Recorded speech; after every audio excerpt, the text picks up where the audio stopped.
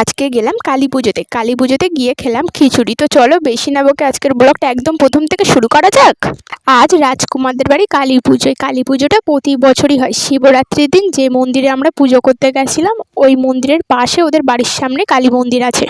তো ওদের বাড়ির এই কালী পুজোটা প্রতিবারই শিবরাত্রির পরপরই হয়, কিন্তু এবারই দেখছি একটু লেটে হচ্ছে, হয়তো ওদের বাড়িতে কোনো অসুবিধা ছিল বা কিছু। তো যাই হোক, সন্ধ্যেবেলা আলমারি থেকে জামা কাপড় বার করে গুছিয়ে নিলাম ওখানে কালী পুজোতে যাওয়ার জন্য। অন্যবার যখন কালী পুজোতে যাই তখন ঠান্ডা থাকে, এবারই দেখছি আবার গরম পড়ছে, আর একটু লেটে না পুজোটা এবারে, সেই জন্যই।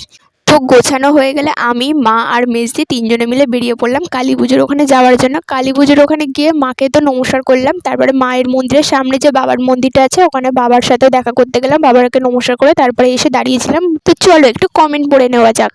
তো দেবিকা আমার বেশ কয়েকটা ব্লগে বারবার কমেন্ট করে নাম নেওয়ার কথা লিখছে, তার সাথে এটাও লিখেছে যে দিদি তোমার ভিডিও আমার খুব ভালো লাগে। তো thank you so much Debika আমার ব্লগ দেখার জন্য, এত সুন্দর কমেন্ট করার জন্য।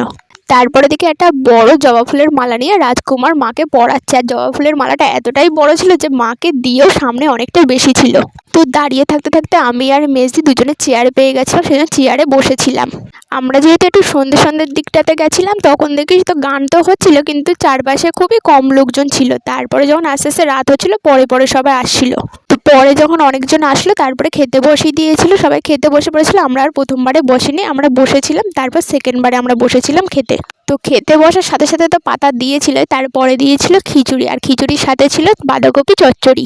আমার একটু একটু ঝাল লাগছিল খিচুড়িটা, এমনি খেতে ভালো হয়েছে, আর প্রসাদ জিনিস তো এমনি খেতে ভালোই হয়।